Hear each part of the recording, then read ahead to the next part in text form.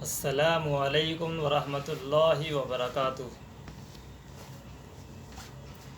بات چل رہی تھی اعتکاف کی۔ مردوں کی طرح عورتیں بھی اعتکاف کر سکتی ہیں۔ اعتکاف کرنا ان کے لیے بھی جائز اور بڑا ثواب کا کام ہے، لیکن عورتیں اعتکاف اپنے گھر پر کریں گی، اور اس کا طریقہ یہ ہے کہ گھر میں جو ایک خاص جگہ عبادت کے لیے، نماز کے لیے ہوتی ہے، وہیں وہ اعتکاف کریں گی،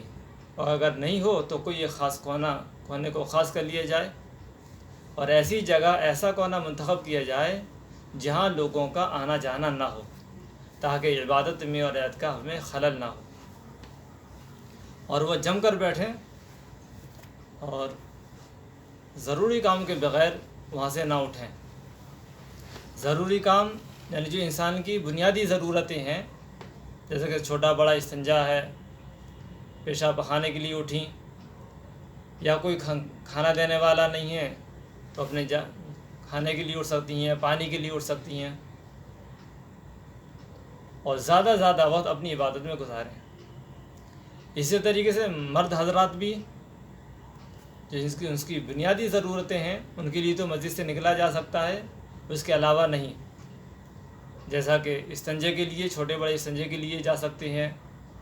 یا یہ گھر سے کوئی کھانا لانے والا نہیں ہے ان کے لیے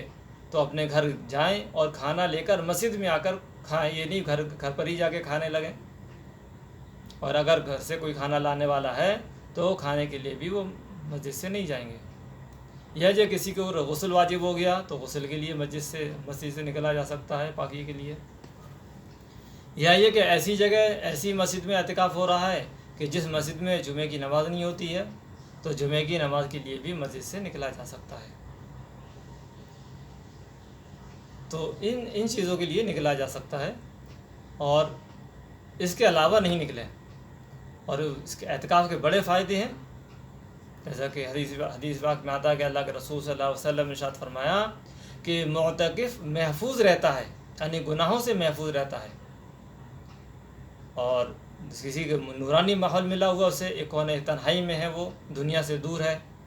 تو معتکف گناہوں سے بچا رہتا ہے۔ اور دوسرا یہ کہ نیکی کرنے والوں کے برابر،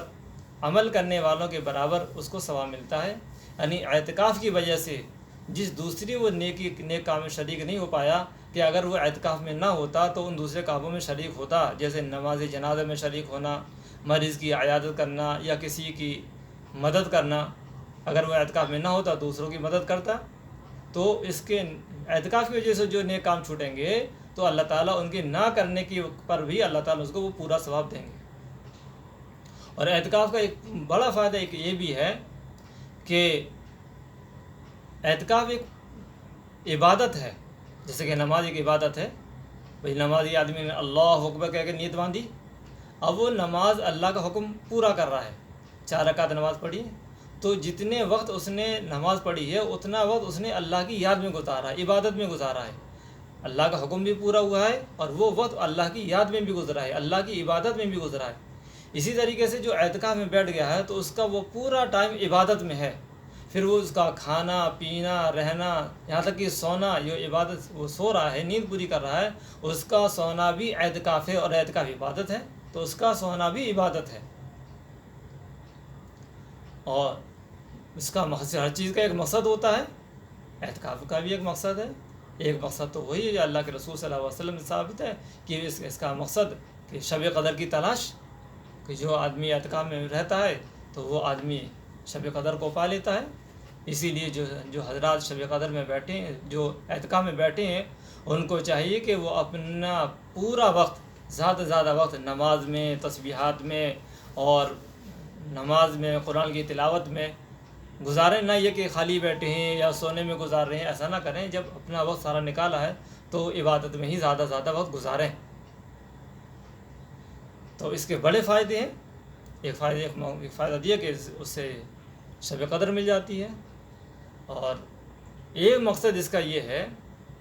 کہ انسان کا جو دنیا میں جو انسان مشغول ہے، اور اس انسان کا دل دنیا میں جو مگن مست ہو گیا ہے، اور دنیا میں ایسا مشغول ہو گیا کہ وہ اپنے رب کو، اپنے مالک حقیقی کو، اپنے خالق کو اس نے بھلا دیا۔ اب وہ اللہ کے در پر جا کر پڑ گیا، اور اس نے جو اس کا تعلق جو اللہ سے کمزور ہو گیا تھا، وہ اپنے تعلق کو گاڑھا کرنا چاہتا ہے، اللہ کو راضی کرنا چاہتا ہے، اور اللہ سے اپنی معافی و بخشش کرانا چاہتا ہے۔ جیسے کہ اللہ تعالیٰ نے انسان کو دنیا میں بھیجا تو انسان سے عہد و پیمان لیا گیا کہ الستو بربکم، کیا میں تمہارا رب نہیں ہوں؟ سب نے ایک زبان ہو کر کہا کہ قالوا بلا، کیوں نہیں، یہ اللہ آپ ہی ہمارے رب ہیں،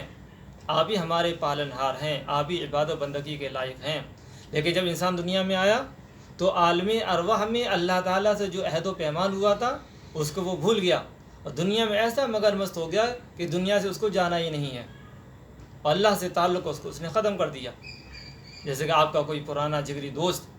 یہ اس جگہ چھوڑ کر کہیں دور جا کے بس جائے، اور پھر بہت دنوں کے بعد اس سے ملاقات ہو تو آپ اس سے کہتے ہیں کہ تم نے تو ہمیں بھلا ہی دیا۔ تو اسی طریقے سے انسان دنیا میں آ کے اللہ کو بھول گیا۔ تو اعتکاف کا مقصد یہ ہوتا ہے کہ انسان کا دل جو دنیا میں مشغول تھا، تو دنیا کی مشغولی سے نکل کر اپنے دل کو اللہ تعالیٰ کی ذات عالی سے وابستہ کر دینا، جوڑ لینا، اور جو رشتہ جو کمزور ہو گیا تھا رب سے، مالک حقیقی سے، اس رشتے کو پھر دوبارہ سے اثر و نو مضبوط کرنا، یہ اس کا اعتکاف کا مقصد ہے۔ دعا کرو اللہ تعالیٰ ہم سب کو بھی اعتکاف میں بیٹھنے کی توفیق نصیب فرمائے، اور اعتکاف کی جو حقیقت ہے، جو روح ہے، اس کو پانے کی توفیق نصیب فرمائے۔ آمین۔ وآخر دعوانا الحمد للہ رب العالمین۔